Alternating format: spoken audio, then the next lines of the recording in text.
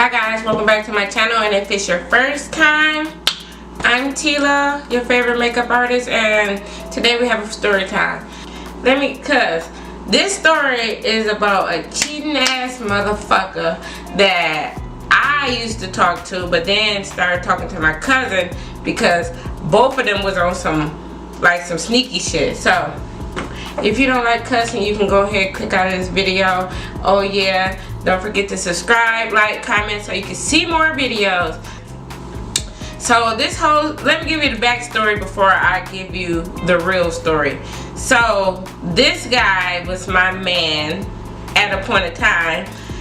You know, he was we wasn't really, he was in Detroit and I was in Pontiac. They're 30 minutes from each other, and I didn't have a car because I was only 19 years old. How we split is because one day we went down there, me and my cousin, and basically I was sick, so I went to sleep. Him and my cousin had sex while I was asleep, so we broke up. Boom. So they started dating. I was all well fine with that because, you know, we wasn't really serious like that.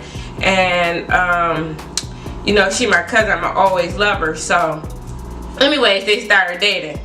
So one day we usually go over his house all the time and hang out and shit like that. But one night we went over there or whatever, and we had to take the bus because, you know, we didn't have cars. We was only like 19. I think I was 19 at the time. Yeah, I was 19 because I was just getting over a breakup with my first love. So I was 19 at the time, and we went down to Detroit. And we was on the bus forever. It was so many people on Grand River, and it was the middle of the summer. It was just too much. We got on the bus, and we was on the bus forever, and then we ended up arriving when it was dark outside. When we got there, it was late outside. So he came outside. He was like, no, his cousin name was, I'm not gonna tell his name, but anyways, I don't know where he at, so I'm gonna say his name was Wayne. He came out and met us like, oh, so Joey in the house. That's his name, Joey. He was like, Joey in the house. I'm like, okay, and why are we still standing out here? Because we usually just go in, make ourselves at home or whatever. So he came out like, Joey in the house, and we like, he like, yeah, y'all wait out here for a second. So we waiting, then he come out like, let's walk to the store.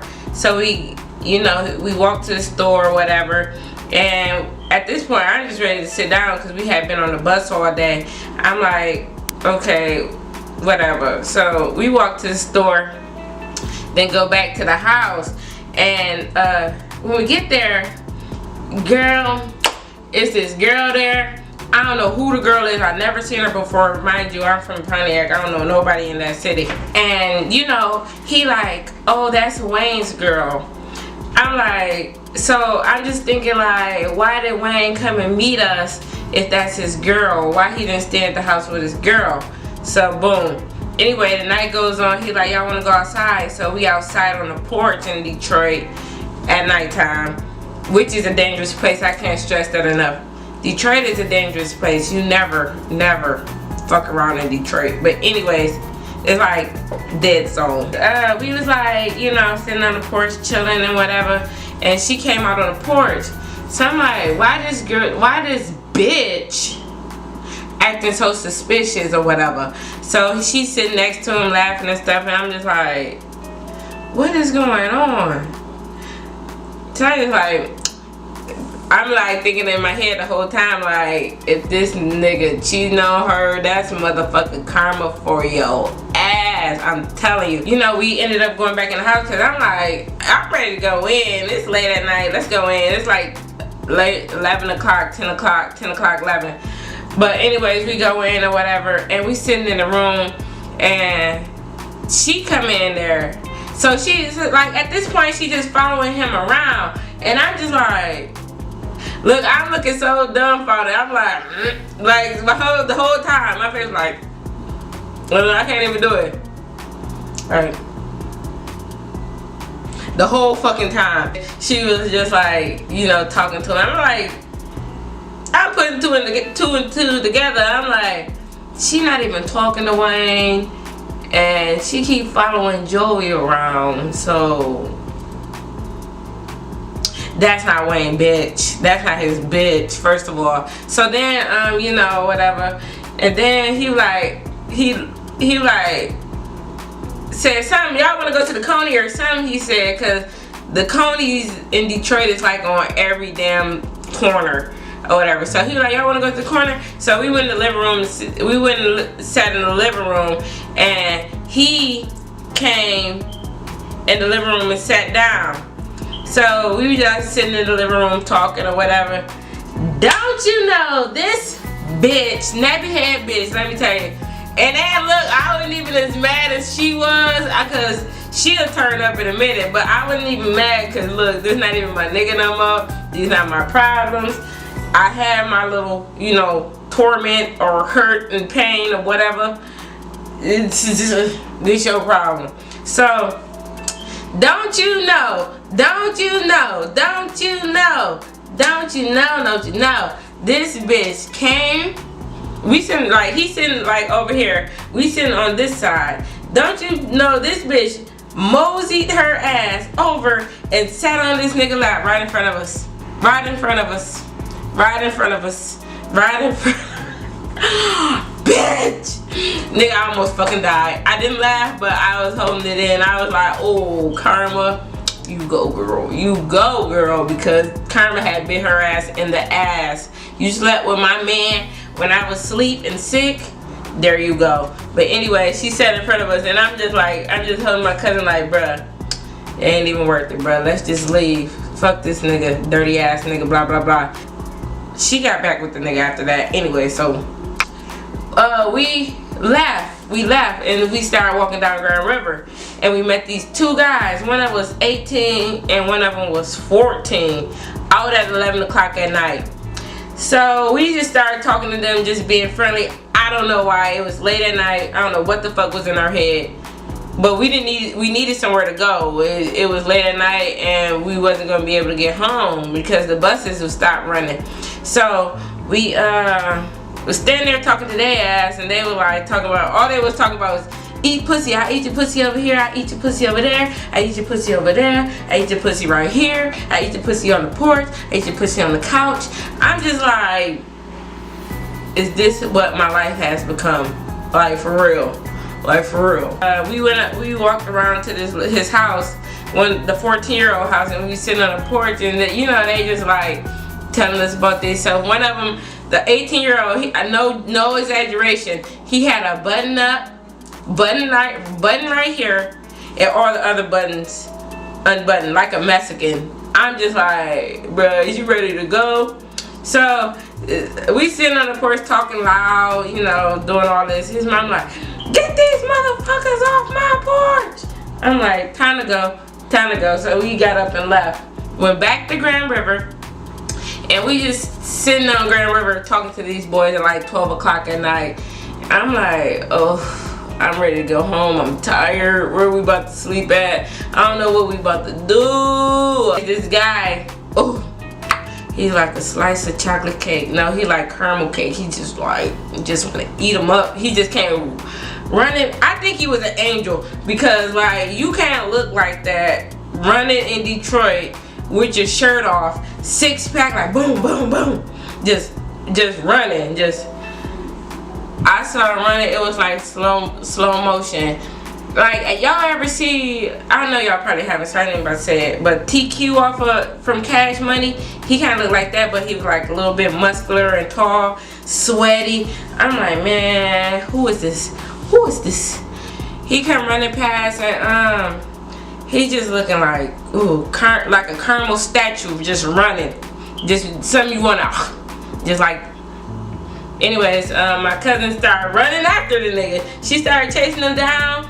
I'm like, you go, bitch. You get him. You get that nigga. And he gave her a number, and then he went home, and he was like, no, he didn't even go home. He said, y'all want to come to my crib and chill? What was we on? What was we on? Because we were like, all right, we left those two young guys. and went with this grown man.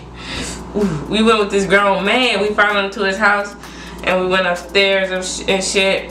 So he had a room, and he had a king size bed, and I sat on the bed. I started going to sleep because he said y'all can sleep here until the morning, and you know y'all can leave in the morning. So I started going to sleep. My cousin sat in the chair, dumbass. Cause let me have took my shoes off and put hers on, I would have been smashing. I don't care. It's the hoe in me, whatever. I would have been smashing. She sat on the couch. I mean on the chair. And I sat on the bed. He sat on the bed. I'm like, oh, this is awkward. She got up, and how I knew he wanted me instead of her, because she got up and went to the bathroom, and like I was laying how I was laying on my side, but my thong was showing, and he kept like he started pulling at it or whatever. He was looking like Trey Songz to me, to be honest. He was looking like Trey Songz to me, and I'm just like, Lord, let this fine young man get his hands off of me. Get him off of me. So when she came back, she kind of sensed it. I don't know if she sensed it, but then she like woke me up like, Tila, we gotta go. It's 2 o'clock in the morning. Where is we going? I don't know anyone out here. I don't know if you know anyone out here, but it's not safe. So she like, we gotta go. My friend about to pull up. So we get our stuff on, walk back to Grand River, all because she was on some hating shit. Like she couldn't just let it happen like I let it happen with my nigga. But we walked back to Grand River, 2 o'clock in the morning. Listen, if you never been to Detroit, don't go. That's just the end of it. Don't go. But anyway, we walked back to Grand River, and you know, we was standing out there waiting on her friend, which was Tone Tone's bouncer. Tone Tone is a rapper from Detroit, but he didn't really make it big, so he was just a local rapper. We standing on Grand River at 2 a.m. or whatever, waiting for him to pull up.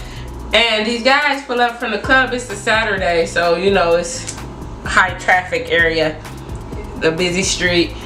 We standing on Grand River waiting on him to pull up, and he was just like, he pulled up. He was Tone Tone's bouncer. He pulled up and he had a green Buick, and I'm like, bruh, this motherfucker, he had to be at least 400 pounds. I'm just looking at her like, this what you on? This the type of shit you on? You like these big, chunky, my 600-pound life niggas? This was the type of shit you on? She was like, man, he cool, just get in, blah, blah, blah. So we got in. We riding through the west side to 8 Mile. And I know you guys all seen the movie, but we riding through the west side. We arrived at 8 Mile. Almost 8 Mile on Woodward. And, you know, we get to his studio. He was mean as fuck anyways. I mean, by the way, he was mean as fuck. We get to his studio. Get to Tone Tone's studio, and you know, I'm just standing outside talking on the phone to another guy I was talking to from the east side, and I'm like, bruh, we on so much. I'm just on the phone like, bruh, we on so much bullshit. I don't know, bruh, we on 8 Mile, blah blah blah. So anyways, my cousin get out. She go upstairs with the bouncer, and it's like I can hear a lot of niggas from upstairs. Just all the voices. I just hear all the voices. I'm not going up there. My cousin came out. My cousin went up, and Tone Tone came out like asking us questions like, blah blah, who is you? Who is y'all? And then I started walking away as soon as he came out. I'm like, I ain't about to deal with this shit. So I just walked away, and you know, I'm just like walking down 8 Mile going the wrong way because I'm supposed to be going towards Woodward. We're going further in. I'm walking further into Detroit, and I'm just like, oh my God, I'm about to go sleep under a bridge or something just to end this night.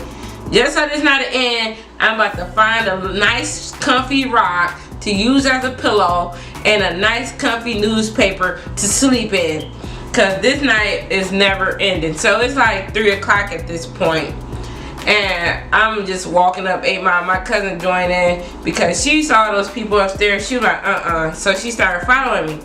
So we walking the wrong way down Woodward, and I turn around. I'm like, bruh, we walking the wrong way. She said, how you know that? And you can tell where Woodward is because it's a giant sign. Giant sign says Motorama Motel. So we supposed to be walking towards Woodward, so we had to turn right back around and walk right back past them. I'm like, this cannot be real. And when we walked back past, it was so embarrassing. It's like the walk of shame. It's like the walk of shame. I'm just like, oh. I want to cry at this point, like, because where we about to sleep at? I'm about to sleep under a bridge. I don't know where my cousin about to sleep at. Our phone's on like 1%. I'm just like, I'm going home. I'm going home. I don't know how I'm gonna get there. I'm about to hitchhike. I started putting my finger up. I'm just like, somebody get me the hell out of here. I need to get back to Pontiac. So we walking. We were like, my cousin, she had a little money. She was like, let's just stay at the Motorama motel for the night. This was the most Fleabag ran down motel I've ever stayed in. They was playing porn on every channel. I'm like, oh, this is, oh, they was trying to fuck, huh? Like literally porn on every channel. So I'm just like, let's just stay here. When we got there, both our phones was dead, no chargers. But then we were like, okay, we hungry, so we're gonna walk across Woodward to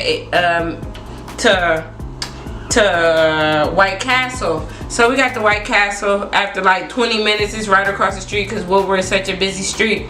Got to White Castle. Chaldeans in there having a party. They got the shirts unbuttoned with the hair all out and the gold chain, smelling like Old Spice. I'm just like, we should have been partying with y'all. But anyway, then they start getting like kind of antsy or whatever. What if that's the word, or hostile? Like, oh, yalla, whatever. So we about to go. So we went back to the room, went to sleep, and woke up in the next morning. It was 1 million people on the bus. We looking like yesterday. I'm just over it. I'm like, bruh, get me home. It's just like, every time I hook up with this bitch, she be having me on every time, single time. Like, every single time I hook up with her and go to Detroit, it's always some bullshit. Like, I just don't understand that.